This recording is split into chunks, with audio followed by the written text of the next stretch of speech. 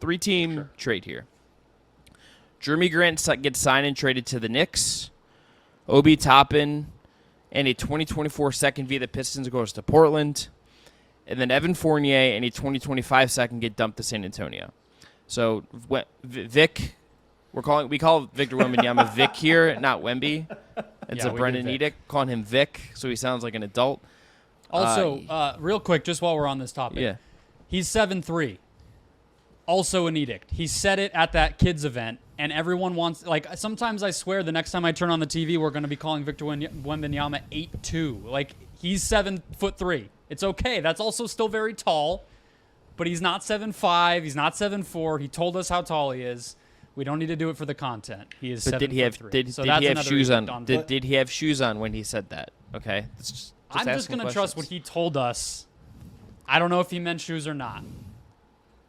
But he's a grown-up. He can tell us his own height. That's true. He seems like a little more solid for old his age. soul. So look, the San Antonio part of this, you get a Frenchman to play with Vic, you get a second, whatever. You have to spend the money on something anyway. The Knicks need to dump Fournier in the worst way just to kind of clear up some money and clear up some roster stuff. Toppin, Blazers take a flyer on him. I like kind of what Toppin is. I think he should probably play a little bit more. I think he get a chance to spread his wings in Portland. And for the Knicks, the Jerami Grant thing, there would be some overlap positionally with Randall. I think there would be some weirdness there. But I think they can play together. I think him as a 3, as some shooting, would give them a lot of size, 2 through 4, and with the backline of Robinson, you get longer on the wing, which I think would be good. And then you go Brunson, Barrett, Grant, Randall, Robinson as your 5 with Hart, Quickly, Grimes, and Hartenstein off the bench. That's just like a solid team. It's not the big star needle-moving trade I think the Knicks are kind of searching for, that I think the fan base is probably searching for. But I just kind of like the idea of Jerami Grant there. And that makes that Knicks team just a really solid, really competitive team. And I think Grant would do well there, even if I think the him and Randall thing would be a little weird there to kind of navigate. That would be a challenge for Tibbs to kind of navigate. It's that, and it's also the star swing that you're talking about. I think it's just I can't imagine the Knicks convincing themselves into this being the move. But on the other hand, it's not like it's cost. They're not giving up their best chips. Right? Everything, so it's sort of just It's continue to be respectable. Continue to get a little better on the margins of your team. And honestly, the part of it that intrigues me, that's a different kind of bigger conversation, is both Quickly and Toppin are extension eligible this summer. And so just sort of, do they want to be the ones to give out those extensions? What number do those come in at? And then, the Knicks are getting to the point where the theoretical trade starts to become a little closer to reality when the numbers aren't. And then those young guys, it's more like the young guy that cost this much, the young guy that cost this much. Did we overpay? Did we underpay? They had it with Barrett last summer, and these two will be another one. So maybe there is a little bit of value to roll that over a little bit, get something different, and then, maybe it is a player like Grant. Maybe it's actually get a little younger, get picks for those guys. I don't know. What do you think, Bill? Yeah, you can flip them again. I was going to say, I like the idea of Obi Toppin going somewhere new.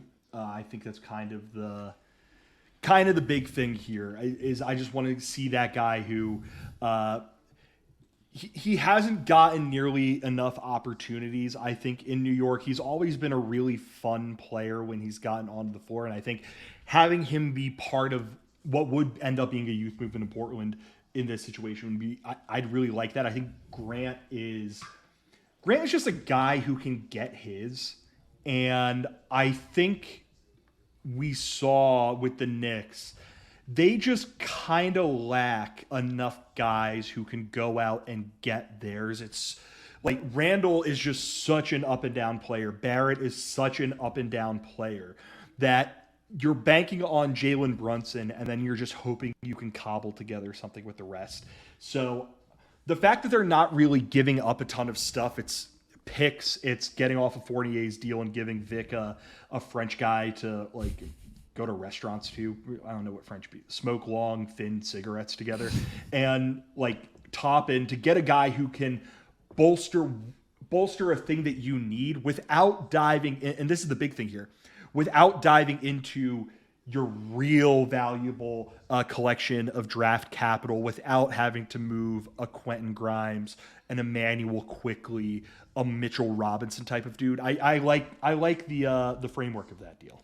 You know why I also like this, Chris, the more that I think about it, is it gives them the pivot away from Randall eventually. If eventually they do find a deal where Randall goes out, then you have kind of that secondary scorer. Maybe some of these young guys evolve into becoming that, but you're not restarting if you end up moving Randall or lacking depth. You kind of then you have your sort of replacement for him. Plus, if you sign Grant for the right contract, maybe he's movable down the line. You're not ruining your flexibility necessarily.